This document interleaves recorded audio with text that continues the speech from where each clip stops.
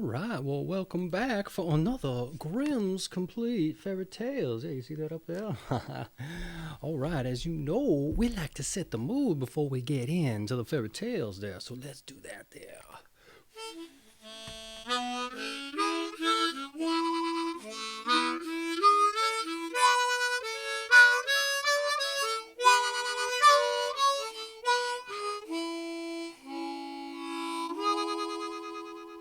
All right, what are we going to read tonight? Well, I think we're going to do a two since the next one is rather short, even though you might not think it.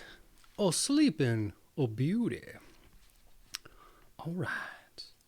In times past, there lived a king and a queen who said to each other every day of their lives, "What would we do that we had a child?" And yet they had none. But it happened once that when the queen was bathing, there came a frog out of the water. And he squatted on the ground and said to her, "Thy wish shall be fulfilled before a year is gone by. Thou shalt bring a daughter into this world." And as the frog foretold, so it happened. And the queen bore a daughter so beautiful that the king could not contain himself for joy, and he ordained a great feast. Not only did he bid to it his relations, friends, and acquaintances, but also the wise women that might be kind and favorable to the child. There were 13 of them in this kingdom, but as he had only provided 12 golden plates for them to eat from, one of them had to be left out. However, the feast was celebrated with all splendor, and as it drew to an end, the wise woman stood forward to present to the child their wonderful gifts. One bestowed virtue, one beauty, a third riches, and so on, whatever there is in the world to wish for. And when 11 of them had said their say, in came the uninvited 13th, burning for revenge herself. And without greeting or respect, she cried in a loud voice, "In the 15th year of her age, the princess shall prick herself with a spindle, and shall fall down dead." And without speaking one word more, she turned away and left the hall. Everyone was terrified at her saying, when the 12th came forward, for she had not yet bestowed her gift.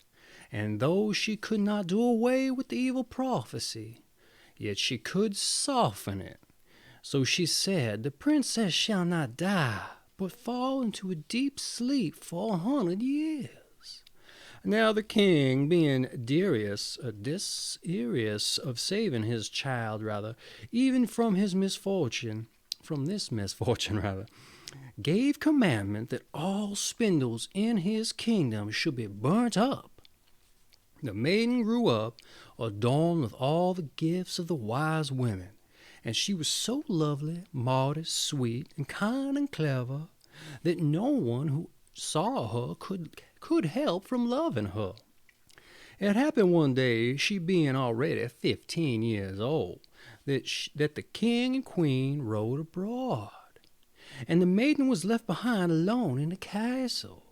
She wandered about into all the nooks and corners and into all the chambers and parlors. And as the fancy took her, till at last she came to an old tower. She climbed the narrow winding stair which led to the little door with a rusty key sticking out of the lock. She turned the key, and the door opened, and there in a little room sat an old woman with a spindle, diligently spinning her flax. "Good day, mother," said the princess. "What are you doing?" "I am spinning," answered the old woman, nodding her head. "What thing is that twists round so briskly?" asked the maiden, and taking a spindle into her hand, she began to spin. But no sooner had she touched it than the evil prophecy was fulfilled, and she pricked her finger with it. In that very moment she fell back upon the bed and stood there, and lay in a deep sleep. and this sleep fell upon the whole castle. The king and queen who had returned were in the great hall, fell fast asleep, and with them the whole court. The horses in their stalls, the dogs in the yard, the pigeons on the roof, the flies on the wall, the very fire that flickered on the hearth became still, and slept like the rest, and the meat on the spit ceased roasting, and the cook, who was getting to pull the scullion's hair for some mistake he had made, let him go and went to sleep. And the wind ceased, and not a leaf fell from the trees about the castle. Then round about the place there grew a hedge of thorns, thicker every year, until at last the whole castle was hidden from view, and nothing of it could be seen but the vane on the roof. And a rumor went abroad in all the country of the beautiful sleeping Rosamond, for so was the princess called.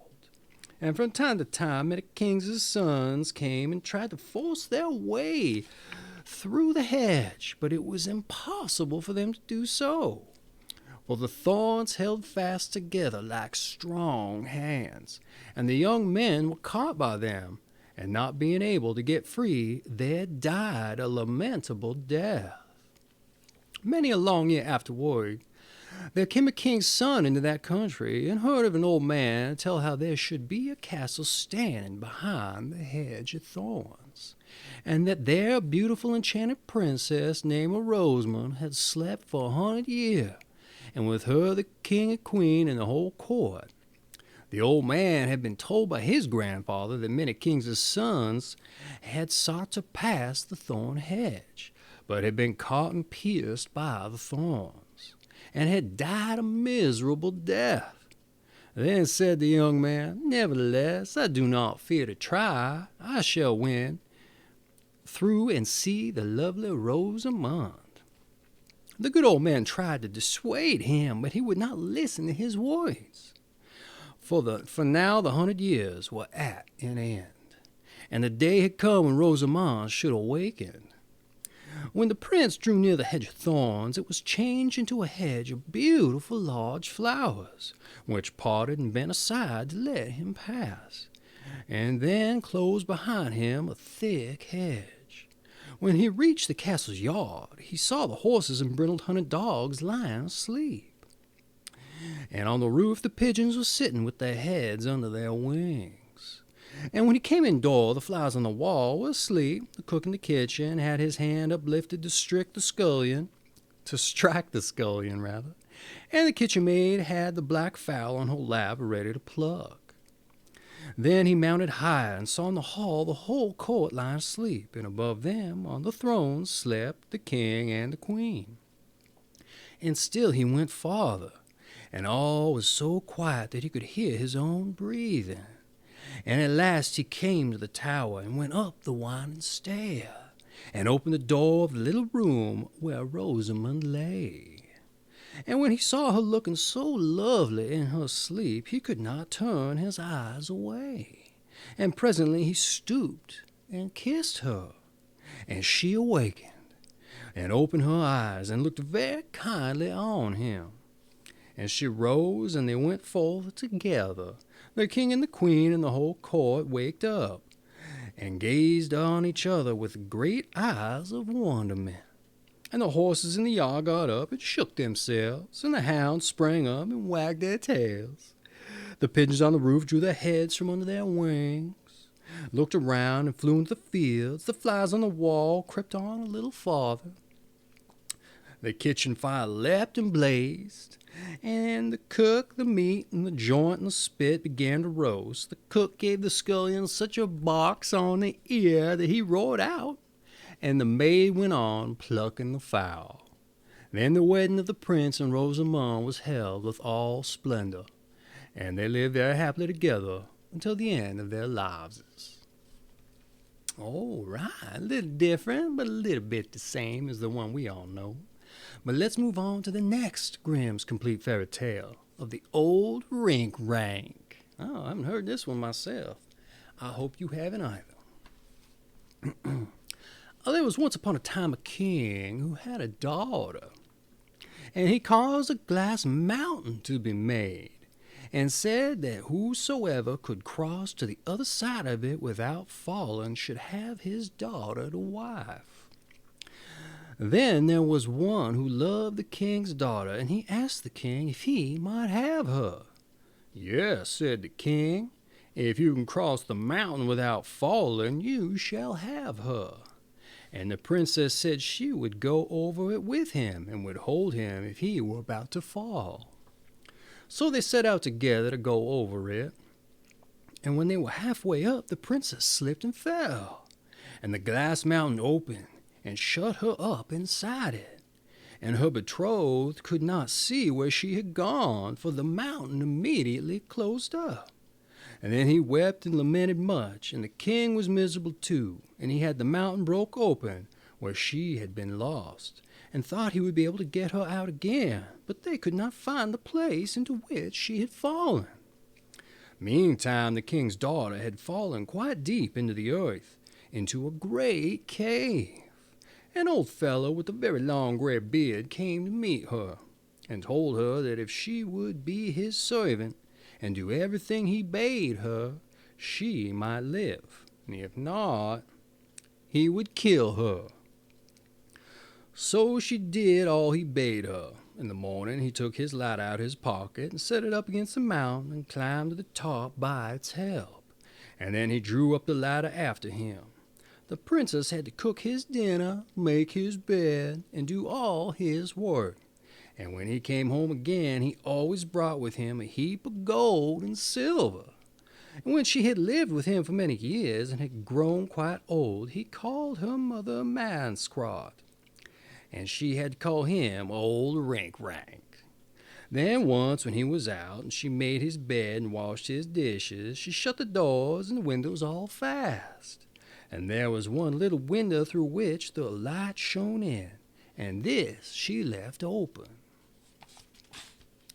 When old Rinkrank came home, he knocked on his door and cried, "Mother Manscrot, open the door for me."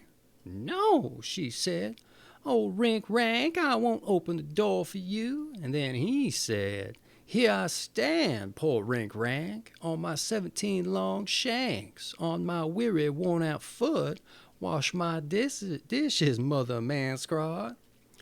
"I have washed your dishes already," she said.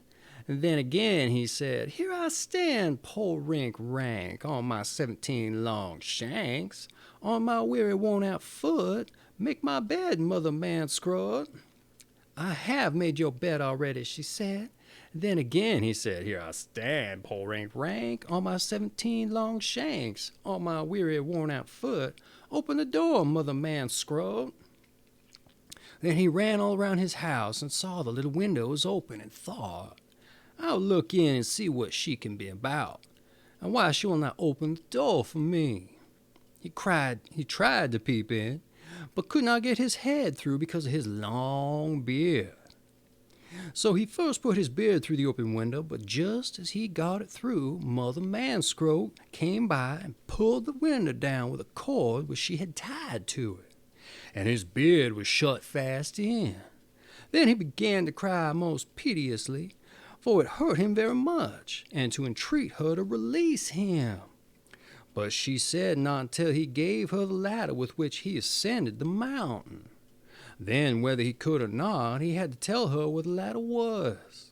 And she fastened a very long ribbon to the window, and then she set up the ladder and ascended the mountain. And when she was at the top of it, she opened the window.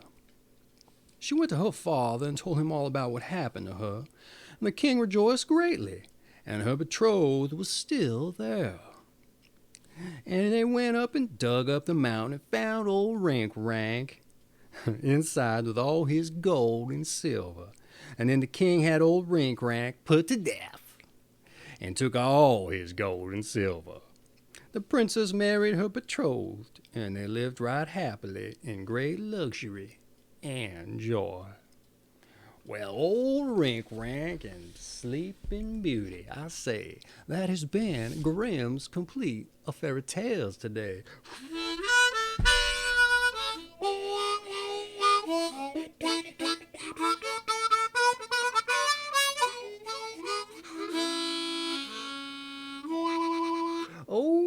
Yeah, you want to get you your own copy of Grimm's Complete Fairy Tales? Well, just go on down in the description, click on that old affiliate link, support the channel, support me, support yourselves in getting your own copy.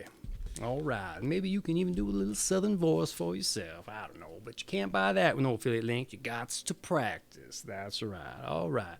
Hey, we'll see you on the next one. Kisses to the missus. Take care.